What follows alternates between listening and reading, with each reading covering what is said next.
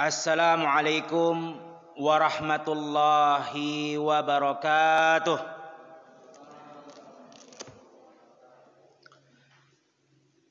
Innal hamdalillah nahmaduhu wa nasta'inuhu wa nastaghfiruh wa na'udzu billahi min syururi anfusina wa min sayyiati a'malina. Man yahdihillahu fala mudilla lah wa man yudlil fala hadiya lah. Wa ashhadu an la ilaha illallah wahdahu la syarika lah wa ashhadu anna Muhammadan abduhu wa rasuluhu la nabiyya ba'dah. Qala Allah subhanahu wa ta'ala fil Qur'anil Karim, ya ayyuhalladzina amanu taqullaha haqqa tuqatih wa la tamutunna illa wa antum muslimun. Amma ba'd. Jamaah hadirin yang dirahmati Allah Subhanahu wa taala, selalu kita memuja dan memuji Allah Subhanahu wa taala, yang mana Allah Subhanahu wa taala telah memberikan nikmat-nikmat yang sangat banyak kepada kita. Saking banyaknya nikmat yang telah Allah berikan kepada kita, sampai-sampai Allah katakan, wa in ta'uddu ni'matallahi la tuhsuha. Kalau kita mencoba menghitung-hitung nikmat-nikmat yang telah Allah berikan kepada kita, niscaya kita tidak akan dapat menghitungnya, kata Allah Subhanahu wa taala. Oleh karena itu, sudah menjadi kewajiban kita untuk selalu bersyukur kepada Allah Subhanahu wa taala, agar Allah tambahkan lagi nikmat-nikmat yang lain. Karena Allah telah berjanji, la in syakartum la azidannakum. Kalau kita mensyukuri nikmat-nikmat yang telah Allah berikan, Allah janji akan memberikan nikmat-nikmat yang lain. Begitu juga selalu salawat dan salam kita kepada Nabi kita, Nabi Muhammad sallallahu alaihi wasallam, dan kepada keluarga-keluarganya dan kepada para sahabat-sahabatnya, tidak terkecuali satupun dari mereka, karena semua telah diridhai oleh Allah Subhanahu wa taala, sebagaimana Allah katakan, radhiyallahu anhum wa radu'an. Jamaah hadirin yang dirahmati Allah Subhanahu wa taala, sebagaimana yang telah diamanahkan kepada kita, insyaallah pada pertemuan kali ini kita akan mengkupas, kita akan mengkaji dan membahas yang berkaitan dengan fiqih i'tikaf, tentang hukum-hukum i'tikaf. Hadirin jamaah yang dirahmati Allah Subhanahu wa taala, ayyuhal muslimun rahimani wa rahimakumullah. Alhamdulillah, yang mana Allah Subhanahu wa taala masih memberikan kepada kita kesempatan untuk berkumpul di salah satu rumah Allah yang mulia ini, dalam rangka untuk mempersiapkan diri kita menghadap atau berjumpa dengan 10 terakhir bulan Ramadan. Yang mana 10 terakhir bulan Ramadan ini adalah hari-hari yang sangat istimewa dan spesial, dan sangat dijaga dan ditunggu oleh Nabi Muhammad sallallahu alaihi wasallam dan para sahabat-sahabatnya. Saking mereka menjaga 10 hari terakhir bulan Ramadan ini, sampai-sampai Nabi Muhammad sallallahu alaihi wasallam beserta para sahabat-sahabatnya, mereka beriktikaf di masjid selama 10 hari terakhir di bulan Ramadan. Oleh karena itu kata Nabi sallallahu alaihi wasallam, taharrau lailatal qadri fi asyri awakhir. Kata Rasulullah, carilah kepada para sahabat-sahabatnya dan untuk kita umatnya, carilah keutamaan Lailatul Qadar di 10 hari terakhir bulan Ramadan. Itu alasan kenapa Nabi Muhammad sallallahu alaihi wasallam beserta para sahabat-sahabatnya dan memerintahkan kita sebagai umatnya untuk betul-betul menjaga. Saking betul-betul mereka menjaga hari-hari itu, sampai-sampai mereka berdiam diri dengan waktu yang lama 10 hari terakhir di dalam rumah Allah Subhanahu wa taala, yaitu masjid. Jamaah yang dirahmati Allah Subhanahu wa taala, betul, bukan syarat untuk mendapatkan malam Lailatul Qadar dengan cara beriktikaf. Betul, itu bukan syarat. Tidak ada jaminan, benar.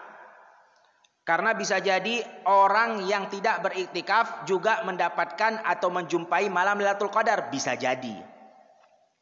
Tetapi ketahuilah bahwasannya i'tikaf itu adalah kondisi keadaan yang paling sempurna untuk kita menjumpai malam Lailatul Qadar. Kenapa? Karena sebenarnya yang dituntut untuk kita menjumpai malam Lailatul Qadar yaitu dengan kondisi penuh beribadah kepada Allah. Ini yang dituntut. Jadi percuma kalau kita menjumpai malam Lailatul Qadar tapi dalam keadaan bergadang melakukan hal-hal yang sia-sia, atau berjumpa dengan malam Lailatul Qadar tapi bukan dalam keadaan beribadah, cuman ngobrol biasa. Nah, ini juga percuma. Karena yang diinginkan dari berjumpa dengan malam Lailatul Qadar adalah kondisi dalam keadaan beribadah kepada Allah Subhanahu wa taala. Oleh karena itu, i'tikaf adalah kondisi yang paling sempurna ketika kita ingin menjumpai malam Lailatul Qadar. Walaupun dia bukan syarat untuk menjumpai malam Lailatul Qadar. Nah, oleh karena itu jamaah sekalian yang dirahmati Allah Subhanahu wa taala, maka kita ingin membahas tentang hukum-hukum apa saja yang harus kita ketahui ketika kita akan beriktikaf atau ketika kita sedang beriktikaf. Karena banyak orang-orang yang semangat beriktikaf, banyak orang-orang yang melakukan i'tikaf tapi dia tidak paham hukumnya sehingga dia tidak mendapatkan nuansa i'tikaf itu dan tidak mendapatkan kelezatan i'tikaf itu. Padahal tadi kita sudah sampaikan bahwasannya i'tikaf adalah bagian daripada ibadah yang mana seharusnya kita merasakan kenikmatan di dalam ibadah, merasakan nuansa yang begitu tenang ketika kita beribadah.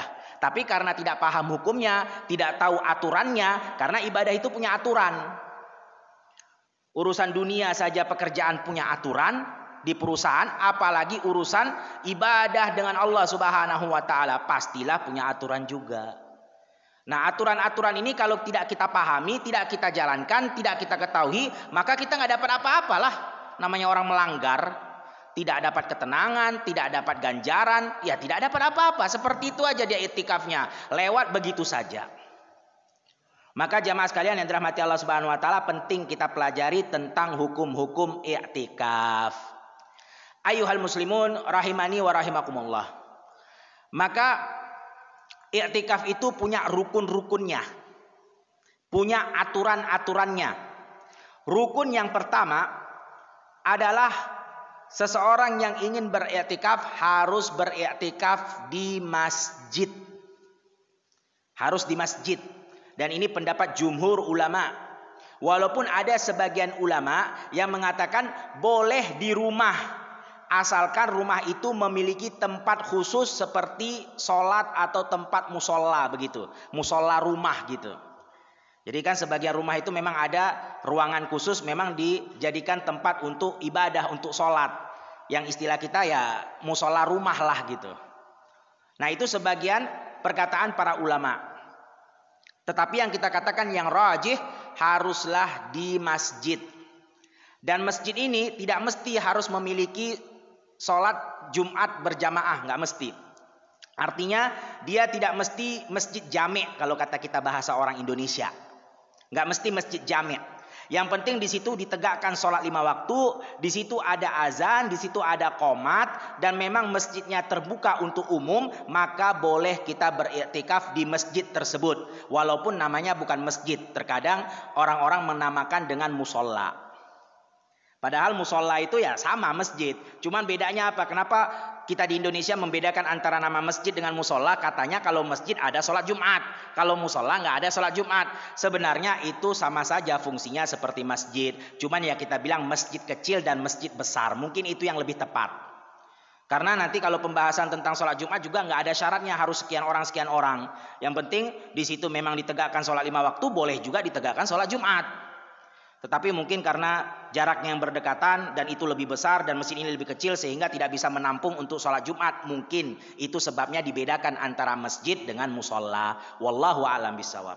Yang jelas kita sampaikan tadi bahwasannya rukun yang pertama untuk orang yang ingin beriktikaf harus beriktikaf di masjid. Dan masjid tadi tidak mesti masjid jami'.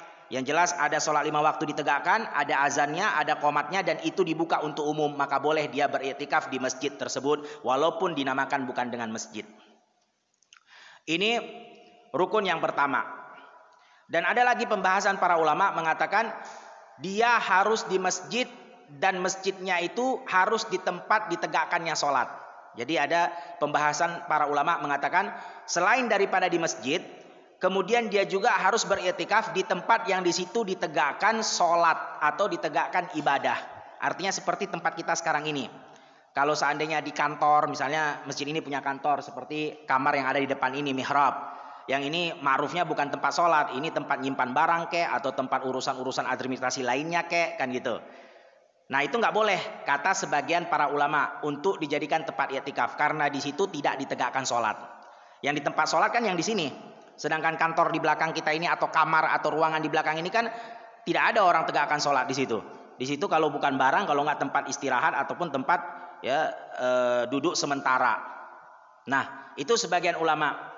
Ya, tetapi yang rajih dimanapun dia beriktikaf, asalkan itu masih satu gedung, satu bangunan dengan masjid, maka diperbolehkan. Ini yang rajih, wallahu a'lam bishawab. Jadi boleh kalau seandainya ketika nanti orang yang beriktikaf membludak contohnya, sehingga di sini udah nggak ada tempat lagi, udah penuh, tidak ada tempat kecuali di ruangan ini, ruangan belakang kita ini, dan ruangan di belakang ini dibersihkan, semua dikeluarkan kursi-kursinya, semua dikeluarkan kasur-kasur yang ada di dalam, dijadikanlah tempat i'tikaf juga, maka tidak mengapa.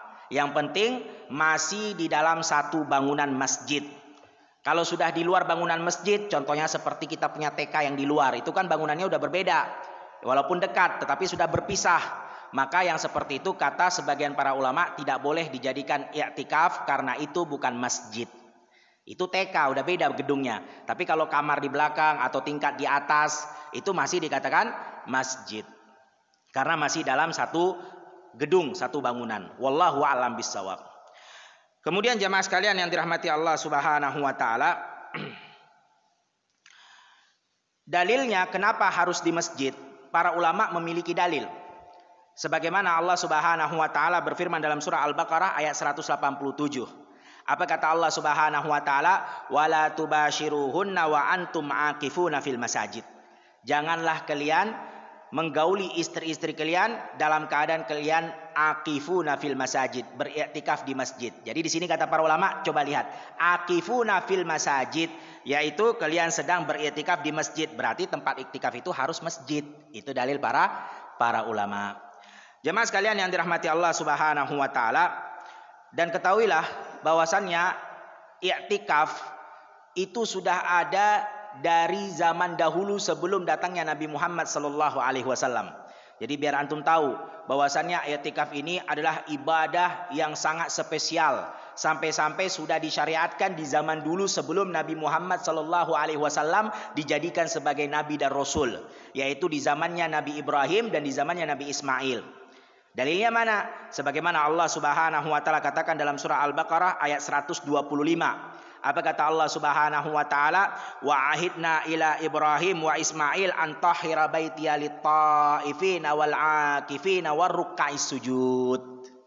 Kata Allah Subhanahu wa taala, kami perintahkan kepada Nabi Ibrahim dan Nabi Ismail untuk mensucikan rumah kami, yaitu Baitullahil Ka'bah, Masjidil Haram, untuk mereka yang ingin tawaf dan yang ingin i'tikaf dan yang ingin sujud. Berarti menunjukkan syariat i'tikaf sudah ada di zamannya Nabi Ibrahim alaihi salam, karena begitu mulianya. Dan ketahuilah jamaah sekalian yang dirahmati Allah Subhanahu wa taala, i'tikaf itu, sebelum kita membahas tentang rukun-rukunnya terlebih dalam lagi, maka ketahuilah i'tikaf itu yang diinginkan dalam istilah syariat adalah kita fokus beribadah kepada Allah Subhanahu wa taala dan menyibukkan diri hanya beribadah kepada Allah Subhanahu wa taala. Ini istilah syariat memahami tentang i'tikaf. Dan ini sesuai sebagaimana yang disebutkan oleh Al-Imam Ibnu Rajab Al-Hambali dalam kitabnya Lataiful Ma'arif, begitu juga yang disebutkan oleh Ibnu Qayyim rahimahullahu taala. Itu maksud daripada i'tikaf, yaitu berdiam diri di masjid, fokus beribadah kepada Allah dan menyibukkan diri kepada Allah Subhanahu wa taala. Itulah istilah pemahaman dalam syariat tentang i'tikaf. Kemudian jamaah sekalian yang dirahmati Allah Subhanahu wa taala, setelah kita mengetahui rukun pertama, yaitu orang yang beriktikaf harus di masjid, Dan ini pendapat jumhur ulama, walaupun ada sebagian ulama yang mengatakan bahwasannya boleh di rumah asalkan di rumah itu ada tempat peribadatan khusus seperti musola rumahan begitu. Dan tapi ini perkataan sebagian ulama, tetapi yang dirojihkan, yang dikuatkan adalah pendapat jumhur ulama yang mengatakan harus di masjid walaupun masjidnya tidak disyaratkan menjadi masjid jami'. Kemudian rukun yang kedua jamaah sekalian yang dirahmati Allah Subhanahu wa taala adalah kita berniat ketika akan i'tikaf. Dan niat ini ingat, niat ini tidak mesti dilafazkan nawaitu a'takifu ghadan. Nah, itu enggak usah itu. Cukup antum datang ke masjid, dengan datangnya antum ke masjid dan ingin beriktikaf itu namanya udah niat. Enggak usah disebutkan, enggak usah dilafazkan. Sudah, niat itu asalnya di dalam hati. Sebagaimana yang disebutkan oleh jumhur ulama. Adapun masalah niat dilafazkan itu hanyalah pendapat sebagian ulama Syafi'iyah, ulama yang mengikuti mazhab Syafi'i di akhir-akhir zaman, dan itu mereka mengatakan hukumnya mustahab untuk mereka yang merasa ragu. Nah, ini ingat, bukan wajib, nggak ada yang mengatakan wajib. Semua mengatakan yang membenarkan melafazkan niat dengan lafazan dengan kata-kata itu mengatakan mustahab untuk siapa? Untuk yang merasa ragu-ragu. Kalau antum termasuk orang yang pelin-pelan ragu-ragu ya sebutkan aja, tapi itu tidak wajib dan itu untuk diri sendiri bukan untuk orang lain, sehingga nggak usah keras-kerasan nyebutinnya. Nggak usah sampai kedengaran sama orang di sebelah, sampai di belakang dengar semua, sampai satu masjid dengar semua, nggak usah. Karena kan itu untuk antum, tidak semua orang ngerasa ragu. Kalau antum ngerasa ragu kerjakan, tapi yang lain kan belum tentu seperti antum. Maka jangan dikeras-kerasin. Itu apa dikeras-kerasin? Ya, orang lain bilang saya mah nggak ragu, itu kamu doang, ya khusus buat kamu lah. Nah, itu dia jamaah sekalian yang dirahmati Allah Subhanahu wa taala, yang jelas niat tadi cukup di dalam hati. Kemudian jamaah sekalian yang dirahmati Allah Subhanahu wa taala, rukun yang ketiga, orang yang beriktikaf haruslah muslim atau muslimah. Seorang muslim atau muslimah. Dan khusus untuk muslimah, wanita muslimah, ya, ditambah lagi syarat ketika dia akan beriktikaf harus meminta izin kepada suaminya. Karena mentaati suaminya hukumnya wajib, sedangkan iktikaf hukumnya sunnah. Nggak boleh gara-gara mengerjakan sunnah dia langgar yang wajib, ini nggak benar. Tetapi dia taati yang wajib, dan kalau memang diperbolehkan maka dia kerjakan yang sunnah. Nah, ini untuk wanita muslimah. Ketika dia akan beriktikaf, dia seorang muslimah. Dan selain itu dia harus meminta izin kepada suaminya yang memiliki suami. Kalau nggak punya suami, masih gadis, maka minta izin kepada walinya, yaitu orang tuanya. Kalau seandainya memang ada satu hal yang membuat dia tidak bisa beriktikaf di masjid karena mungkin suaminya memerlukan dirinya atau karena ayahnya butuh bantuan anaknya, maka dia harus mentaati yang wajib berupa mentaati suaminya dan orang tuanya, dan dia meninggalkan perkara yang sunnah karena wajib lebih diutamakan daripada yang sunnah. Nah, ini untuk wanita muslimah. Kemudian jamaah sekalian yang dirahmati Allah Subhanahu wa taala, khusus untuk wanita muslimah juga ketika dia haid. Nah, di sini ada perselisihan para ulama. Ada yang mengatakan, dan ini jumhur, pendapat 4 mazhab. Bagi wanita yang sedang haid, dan kita berbicara tentang haid, maka tidak diperbolehkan dia beriktikaf di masjid. Ini pendapat jumhur. Walaupun ada sebagian pendapat ulama zahiriyah yang mengatakan boleh wanita itu beriktikaf di masjid dalam keadaan haid, asalkan dia dapat menjaga tidak mengkotori masjid. Wallahu a'lam bishawab. Tetapi jumhur ulama, mayoritas ulama mengatakan tidak diperbolehkan untuk beriktikaf bagi wanita yang sedang haid. Mau dia bisa menjaga atau tidak bisa menjaga. Pokoknya untuk wanita yang sedang haid tidak boleh dia beriktikaf berdiam diri di rumah Allah Subhanahu wa taala yang disebut dengan i'tikaf. Wallahu a'lam bishawab. Tapi kalau dia mengambil pendapat sebagian ulama zahiriyah yang mengatakan boleh asalkan terjaga masjid itu daripada najis dan kotoran, maka dia telah mengambil pendapat sebagian ulama zahiriyah. Dan ini khusus pembahasan tentang haid, bukan tentang darah yang lain. Adapun darah yang lain seperti istihadah, darah kotor selain daripada darah haid, ya, maka di sini para ulama mengatakan tidak mengapa dia beriktikaf di masjid. Karena dia boleh sholat dan kemudian itu bukan darah haid. Berbeda ya dengan darah haid. Darah istihadah itu darah kotor. dia tidak najis, dia cuman kotor harus dibersihkan, tetapi darah haid darah yang bernajis. Nah, ini bedanya. Jadi jangan disalahpahami. Kalau dia bukan haid tapi istihadah, ya, maka tidak mengapa dia beriktikaf di masjid di rumah Allah Subhanahu wa taala, walaupun tetap dijaga jangan sampai mengkotori masjid. Tetapi berbeda hukumnya karena darah istihadah tidak seperti darah haid. Itu khusus untuk wanita. Kemudian jamaah sekalian yang dirahmati Allah Subhanahu wa taala, rukun yang keempat, bahwasannya i'tikaf itu adalah berdiam diri di rumah Allah di masjid dalam jangka waktu yang lama. Ini rukunnya. Ya, jangka waktunya lama. Dan di sini terjadi perselisihan di antara para ulama sehingga keluarlah 4 pendapat para ulama tentang waktu lamanya ini. Ya, kalau berdiam diri di masjid nggak ada masalah, tapi tentang waktu lamanya seberapa lama, nah, ini terjadi perselisihan. 4 perkataan. Yang pertama adalah pendapatnya Imam An-Nawawi rahimahullahu taala di dalam kitabnya Tibyan. Disebutkan oleh Imam Nawawi bahwasannya waktu lamanya itu tidak ada penetapan khusus. Walaupun cuma sedetik dia di masjid itu sudah termasuk i'tikaf. Itu kata Imam Nawawi rahimahullahu taala dalam kitabnya Tibyan. Dan ini memang ekstrim ya. Cuma 1 detik aja udah dibilang i'tikaf.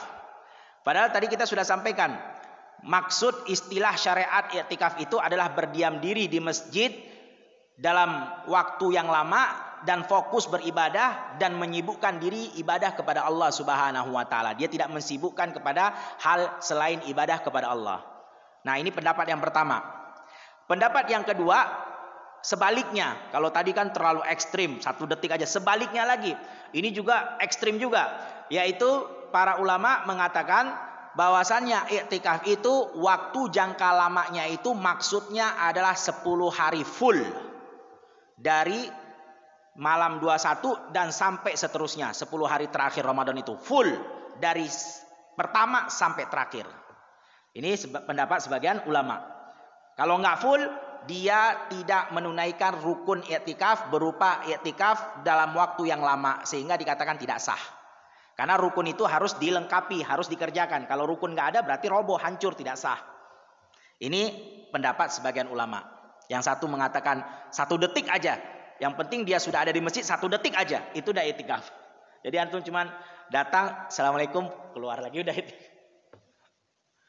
Ada lagi yang mengatakan tadi pokoknya 10 hari full, nggak boleh 24 jam dalam 10 hari, nggak boleh, harus full.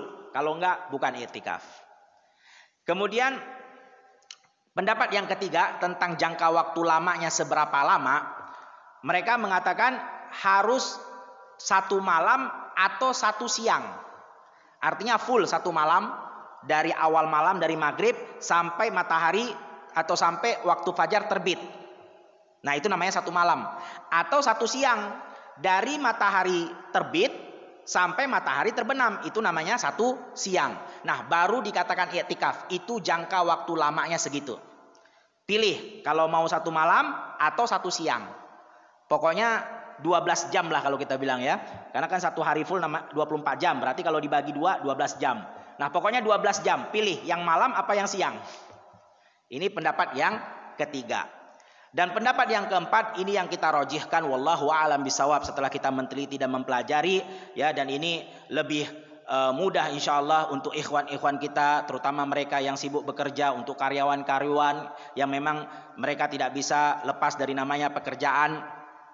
Pendapat yang keempat mengatakan dia harus beriktikaf jangka waktu lama itu hitungannya adalah 1 sampai 2 jam. 1 sampai 2 jam. Istilahnya nggak sampai 1 detik juga. Kalau 1 detik kan keterlaluan juga. Pokoknya adalah waktunya begitu. Dan dikatakan mungkin 1 sampai 2 jam. 1 jam atau 2 jam begitu. Bukan juga 1 detik. 1 detik keterlaluan juga kan gitu. Masa datang 1 detik cuma nampang muka, habis itu dia keluar sudah i'tikaf. Enak bener ibadahnya kan gitu. Nah, minimal ada waktu kata para ulama. Pendapat yang keempat. Minimal ada jangka masa waktunya. 1 atau 2 jam, maka itu sudah dikatakan beriktikaf. Wallahu a'lam bishawab. Ini yang kita rojihkan, sehingga bagi yang sibuk bekerja, memang tidak bisa full 24 jam, apalagi 10 hari berturut-turut, maka bisa tetap dia beriktikaf, mendapatkan keutamaan iktikaf dengan dia berdiam diri, fokus di masjid, menyibukkan diri dengan ibadah, dan tidak dia sibukkan kecuali ibadah kepada Allah, walaupun jangka waktunya mungkin 1 sampai 2 jam.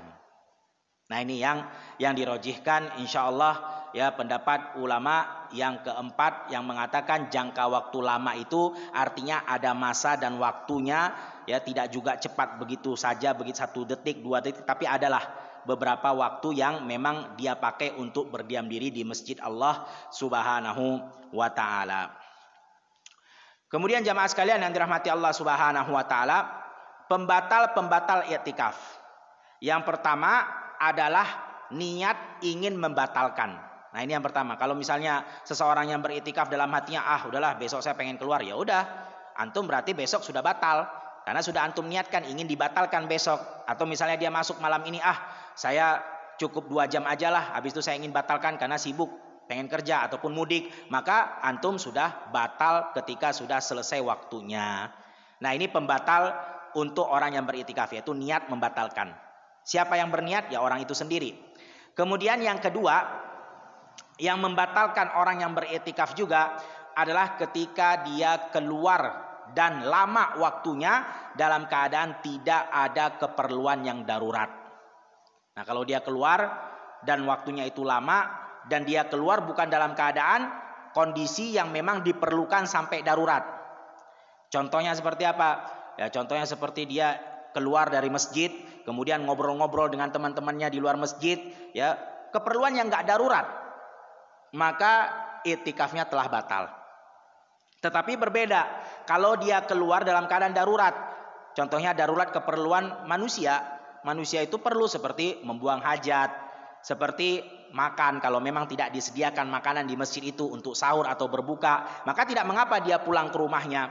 Atau seandainya rumahnya jauh, tidak mengapa dia keluar sebentar untuk membeli di warung, contohnya makanan atau minuman.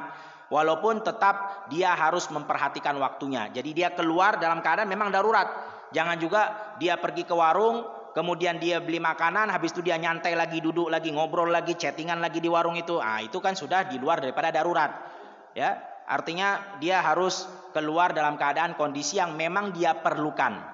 Atau contohnya di masjid memang menyiapkan makanan contohnya, tapi ternyata dia punya lidah atau punya mungkin kelainan, tidak bisa makan kecuali nasi bungkus Padang contohnya, ya kan? Dan ini darurat namanya. Memang disediakan sahur, disiapkan buka puasa, tapi namanya orang kan terkadang punya kebiasaan begitu. Dia nggak bisa makan kecuali makanan yang menunya begini dan begini contohnya. Kalau enggak mungkin terjadi di tubuhnya alergi kah atau apakah gitu, atau memang lidahnya pembawaannya nggak bisa makan kalau bukan makanan itu. Maka nggak mengapa, itu darurat juga. Dia keluar, tapi ingat, carilah tempat yang memang jangka waktunya lebih pendek. Jangan cari, masya Allah, padahal dia bisa makan, yang penting nasi Padang, tapi dia pilih nasi Padang yang mungkin jauh di Pajajaran sana. Nah, ini kan kerjaan namanya. Ini bisa batal dia punya iktikaf. Karena warung Padang banyak di sekitar ini. Ngapain dia pergi yang jauh? Nah, itu jamaah. Jadi darurat di sini ya bisa diartikan kalau memang dia memiliki kebutuhan khusus, seperti juga ke WC, ke toilet ya, atau contohnya seperti mungkin ingin mengurus keluarganya yang memang pada saat itu tidak ada yang bisa mengurus kecuali dirinya, ya sudah, dia selesaikan urusan dia, habis itu dia langsung kembali ke masjid untuk beriktikaf. Kemudian jamaah sekalian yang dirahmati Allah Subhanahu wa taala, adapun sebagian ulama mengatakan boleh dia keluar dari masjid untuk mengurusi urusan walaupun itu bukan darurat tapi membawa manfaat. Cuman yang rojih memang diperbolehkan, tapi sunnahnya sebisanya dia tidak kerjakan. Contohnya seperti apa? Hal yang tidak darurat tapi mendatangkan manfaat, seperti menjenguk orang sakit. Ini kan sunnah, mendatangkan pahala walaupun nggak darurat. Kita kalau nggak menjenguk juga nggak wajib. Atau contohnya seperti apa? Seperti kita mengantar jenazah ke makamnya, ke kuburannya, dan ini kan mendapatkan pahala qirat, ya kan, pahalanya besar seperti Jabal Uhud. Tetapi kan nggak wajib karena itu fardhu kifayah. Kalau sudah ada orang yang mengantarkan nggak wajib atas antum. Tapi itu bermanfaat, berpahala buat antum. Nah, ini kata para ulama memang tidak masalah, tidak membatalkan i'tikafnya. Tapi sunnahnya kalau bisa jangan. Kalau bisa jangan. Karena memang bukan perkara darurat. Adapun keluar karena bukan darurat ya, ataupun keluar dengan alasan wah saya butuh nih, pengen dekatin istri udah lama nggak ngedekatin kan gitu. Ah ini bukan darurat namanya. Nggak boleh, hati-hati jamaah, jangan sampai antum darurat itu antum tafsirkan dengan kebutuhan seperti kebutuhan biologis dan lain-lainnya. Kalau biologis sudah jelas ada larangannya. Apa kata Allah Subhanahu wa taala tadi dalam surah Al-Baqarah ayat 187, wala tubashiruhunna wa antum aqifuna fil masajid. Jangan kalian dekati gauli istri kalian dalam keadaan kalian beriktikaf di masjid. Ini larangan. Jadi bukan darurat itu. Wah, saya waduh gimana ini? Ya sudah, kalau antum tetap mau bersikeras berarti batal iktikafnya. Karena itu larangan khusus. Tapi yang dimaksud darurat ini seperti makanan, minuman atau obat, ya kan? Yang memang tidak bisa diantarkan ke masjid. Kalau bisa diantarkan lebih bagus. Tapi kalau memang tidak ada, terpaksa dia keluar, maka keluarlah sebisanya, sebutuhnya, kemudian segera untuk kembali. Ini tentang pembatal i'tikaf. Kemudian jamaah sekalian yang dirahmati Allah Subhanahu wa taala, ada beberapa adab dan kita tutup dengan ini insyaallah, yaitu ketika kita beriktikaf ingat ada adab-adabnya. Yang pertama ketahuilah i'tikaf itu adalah ibadah untuk Allah, sehingga jangan lupa untuk selalu ikhlas kepada Allah Subhanahu wa taala. Jangan kotori keikhlasan kita dengan hal-hal yang lain-lain yang dapat menimbulkan riya ataupun sum'ah. Terutama hati-hati dengan namanya media, dengan namanya handphone. Memang ini menggoda jemaah, apalagi di zaman sekarang ini subhanallah, gampang sekali orang menulis status ya. Jangan ganggu saya sedang i'tikaf loh. Masya Allah. Iya kan? Tolong saya sedang berada di 10 hari terakhir di rumah Allah. Ini kan hati-hati jemaah. Kalau antum maksudnya riya dan sum'ah, ingin dinampakkan ke orang, ingin dipuji oleh orang lain, ingin disanjung, itu bukan ikhlas namanya. Hati-hati kalau tidak ikhlas kepada Allah Subhanahu wa taala, sia-sia amalannya. Udahlah. Namanya i'tikaf tadi kan kita bilang apa? Fokus berdiam diri di rumah Allah, menyibukkan diri dengan ibadah dan tidak melakukan apapun kecuali ibadah kepada Allah Subhanahu wa taala. Artinya dia memang berusaha betul-betul untuk lepas dari namanya keramaian dunia. Nah, antum gimana? Namanya i'tikaf tapi sibuk main handphone, sibuk buka media sana sini. Apalagi di media itu banyak hal-hal yang memang bisa mengurangi pahala kita, dari foto gambar perempuan ini dan itulah. Gimana antum ingin fokus? Bukan berarti nggak boleh kita main handphone, boleh. Tapi ingat, kita datang beriktikaf betul-betul ingin menyendiri dengan Allah Subhanahu wa taala. Itu namanya iktikaf.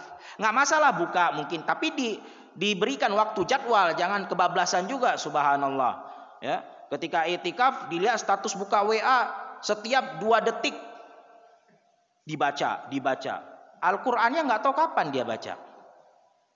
Nah, jangan begitu juga. Bukan berarti juga kita katakan, oh nggak boleh Ustaz, harus dimatikan, betul-betul nggak boleh pegang HP. Bukan, boleh. Tapi antum ingat, antum datang i'tikaf itu buat apa? Buat ibadah kepada Allah, buat fokus beribadah bersendirian kepada Allah Subhanahu wa taala. Maka kurang-kurangilah.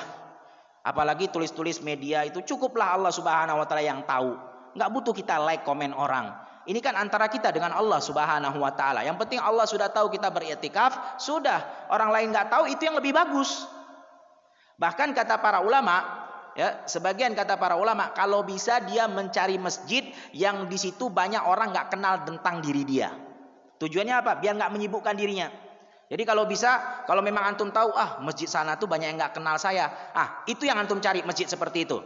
Biar apa tujuannya? Biar antum betul-betul bisa fokus. Nggak masalah mungkin yang kenal antum di sana 1 atau 2 orang untuk sekedar ya ngobrol atau menyapa. Itu justru yang harus dicari, masjid seperti itu kata para ulama. Biar untuk membantu kita. Tapi kalau memang nggak ada tempat lain, di sana kita dikenal, di sini kita dikenal, ya udahlah antum cari aja mana yang fasilitasnya aman. Kan gitu. Udah mau gimana lagi? Orang pada kenal semua. Cuman antum berusaha betul-betul tidak menyibukkan diri kecuali dengan ibadah kepada Allah Subhanahu wa taala. Ini adabnya, ikhlas pertama. Kemudian yang kedua jamaah sekalian yang dirahmati Allah Subhanahu wa taala, ingat Antum beriktikaf itu tujuannya buat apa? Untuk mendapatkan malam Lailatul Qadar. Walaupun tadi kita udah bilang nggak jaminan, nggak menjadi syarat untuk menjumpai malam Lailatul Qadar dengan beriktikaf, betul. Tetapi iktikaf adalah kondisi yang paling sempurna untuk menjumpai malam Lailatul Qadar, walaupun dia tidak menjadi syarat dan jaminan. Tapi itu kondisi yang paling sempurna, karena yang diinginkan dari menjumpai malam Lailatul Qadar adalah dalam keadaan kita beribadah, bukan dalam keadaan kita bergadang ataupun sibuk main catur, sibuk main game, bukan itu. Percuma, sama aja. Jumpa malam Lailatul Qadar tapi sedang main game, ya sama aja sia-sia. Nah jamaah, ingat, kita beriktikaf untuk apa? Tujuannya untuk mencari malam Lailatul Qadar. Sehingga antum harus ingat, ya, malam Lailatul Qadar itu yang diinginkan adalah kondisi kita dalam beribadah. Maka sibukkan diri dengan membaca Quran, sibukkan diri dengan menegakkan malam, sholat malamnya, sholat tahajudnya, sibukkan diri dengan hal-hal yang betul-betul bermanfaat. Seperti kalau kita bosan mungkin membaca Al-Quran, kita baca buku-buku Islam. Nggak apa-apa kita bawa dari rumah buku-buku Islam, karena memang sebagian orang ada yang nggak sanggup kalau dia 24 jam baca Quran, kan begitu. Ya udah, dia bawa buku-buku Islam, dia baca tentang hukum ini untuk biar bervariasi gitu. Jadi nggak Quran aja gitu. Jadi ada selang-selingnya, nggak apa-apa. Tapi ingat, tetap kita menyibukkan diri dengan ibadah. Dan bukan berarti kita katakan, oh berarti kalau begitu Ustadz kita nggak boleh ngobrol dong sama teman, harus diem aja gitu, kaku aja itu. Ya enggak, tetap boleh ngobrol. Nabi Muhammad SAW ketika iktikaf ngobrol dengan para sahabat-sahabatnya, tapi obrolan yang tidak sampai melalaikan dia. Ya sekedar tegur sapa, kemudian tanya kabar gimana, nggak apa-apa. Mungkin 5 menit atau 10 menit di malam hari minum kopi bareng, nggak apa-apa. Tapi jangan juga isinya minum kopi terus, seolah-olah warung kopi pindah ke masjid. Ada sebagian begitu orang iktikaf. Jadi warung kopi itu dia pindahkan ke masjid, karena setiap hari dia minum kopi terus. Dari waktu berbuka itu aja, minum kopi, ngobrol, ganti kopi lagi. Masya Allah. Ini warung kopi namanya, bukan itikaf. Nah itu jamaah, ingat, kita beritikaf untuk apa? Untuk mencari malam Lailatul Qadar. Dan malam Lailatul Qadar dituntut kalau kita ketemu malam Lailatul Qadar dalam kondisi beribadah. Itu yang dituntut.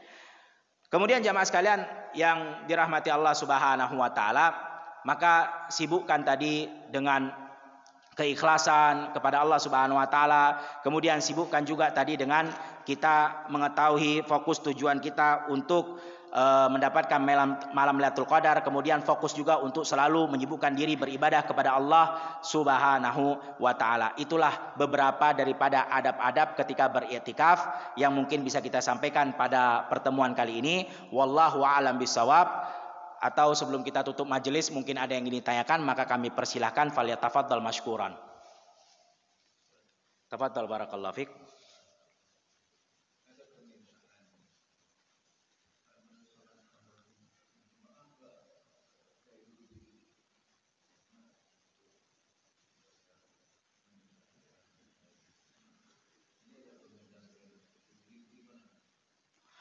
Taib, wallahu a'lam bisawab. Adapun sholat malam atau istilah kita sholat tahajud, maka boleh dikerjakan secara sendiri-sendiri, boleh juga dikerjakan berjamaah.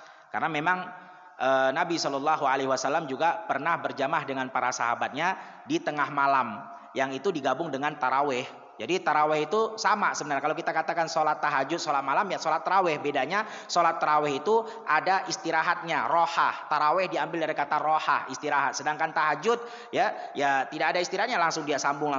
Tapi sama-sama ditegakkan di waktu malam. Oleh karena itu makanya kata para ulama, taraweh itu sebenarnya nggak ada patokan berapa rakaatnya. Tapi kalau ditanya berapa sih seringnya tarawehnya Rasul, ya 11. Tapi kalau dikatakan wajib 11, kalau nggak 11 berarti bukan dari Rasul. Ini enggak. Karena kalau dibilang taraweh sama saja sholat malam. Nabi SAW pernah lebih daripada 11 melanjutkan sholat tarawehnya, sholat malamnya. Pernah juga 20, pernah bahkan lebih dari 30, pernah. Jadi kalau kita katakan jumlah sholat taraweh atau sholat malam sama aja itu. Cuma beda penamaannya aja. Tapi sama-sama itu adalah sholat yang ditegakkan di malam hari. Itu tidak ada penentuan rakaatnya. Makanya kalau di Masjidil Haram itu dibuat 2 sesi. Ya, 2 sesi, yaitu sampai jam 9 1 sesi, kemudian nanti dia akan lanjut lagi jam 12. Dan itu memang disebut dengan sholat malam. Sama aja sebenarnya. Sholat tarawih ya sholat malam. Sholat malam ya sholat tarawih. Karena ditegakkan di waktu malam. Oleh karena itu jamaah sekalian yang dirahmati Allah Subhanahu Wa Taala, kalau memang mau ditegakkan di malam hari itu sholat malam berjamaah, maka tidak mengapa. Tapi kalau ditegakkan sendiri juga ya tidak mengapa, tergantung dalam kondisi keadaan masing-masing. Terkadang ada orang yang lebih khusyuk ketika dia sholat bersendirian di malam hari. Dia betul-betul bisa merasa berkhalawat dengan Allah, berdua-duaan dengan Allah. Betul-betul dia bisa tafakur apa yang dia bacakan itu kalau dia sholat sendiri. Tapi kalau dia memang ingin berjamaah juga tidak mengapa. Al-amru fihi wasi', boleh kedua-duanya. Ya, wallahu a'lam bissawab. Tapi kalau dikatakan wajib sholat malam harus berjamaah, ini udah beda ceritanya. Ini mewajibkan hal yang tidak diwajibkan oleh Allah Subhanahu Wa Taala, karena dia adalah sholat sunnah. Sholat sunnah boleh. Ya, kalau kita mau berjamaah ataupun kalau kita mau sendiri, maka di situ al-amrul wasi'. Wallahu a'lam bissawab. Ada lagi yang ditanyakan? Tidak ada. Kalau tidak ada, boleh ada yang bertanya. Kalau ada yang bertanya, insya Allah ada hadiah. Lumayan untuk dibawa buat iktikaf nanti baca-baca. Ya, taib. Kalau ada yang bisa jawab, boleh angkat tangan, nanti kita tunjuk. Barakallahu fikum. Pertanyaan yang pertama. Apa yang rajih tentang jangka waktu untuk iktikaf? Tafadhol. Naam, barakallahu fik. Silakan tah. Jazakumullah khair. Yaitu yang rajih adalah memiliki waktu walaupun cuma 1 sampai 2 jam. Wallahu a'lam bishawab. Ini adalah pendapat yang kita rajihkan dan juga yang lebih mudah untuk diamalkan oleh ikhwan-ikhwan kita, terutama mereka yang sibuk tidak punya waktu. Karena memang bagaimanapun sebisanya jangan dia tinggalkan iktikaf. Walaupun cuma 1 sampai 2 jam. Yang jelas dia ada azam untuk beriktikaf. Karena betul-betul ditekankan oleh Nabi Muhammad sallallahu alaihi wasallam, walaupun itu adalah perkara yang sunnah. Kemudian jamaah sekalian yang dirahmati Allah Subhanahu Wa Taala, sebutkan hal yang bisa membatalkan iktikaf. Siapa yang tahu? 1. Tafadhol. Niat ingin membatalkan. Jazakumullah khair. Silakan. Barakallahu fiik. Niat ingin membatalkan, ya sudah batal. Kemudian pembatal yang kedua, tanpa uzur atau darurat kebutuhan yang mendesak. Tafadhol. Barakallahu fiik. Jamaah sekalian yang dirahmati Allah Subhanahu Wa Taala, i'tikaf harus di tempat apa? Tafadhol. Di masjid. Jazakumullah khair. Silakan. Barakallahu fiik.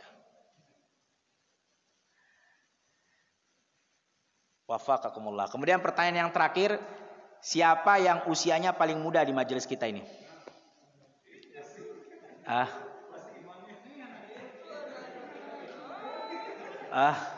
Masya Allah. Jangan, yang sudah akil balik. Tafadhol, barakallahu fiik. Fiqih mandi junub.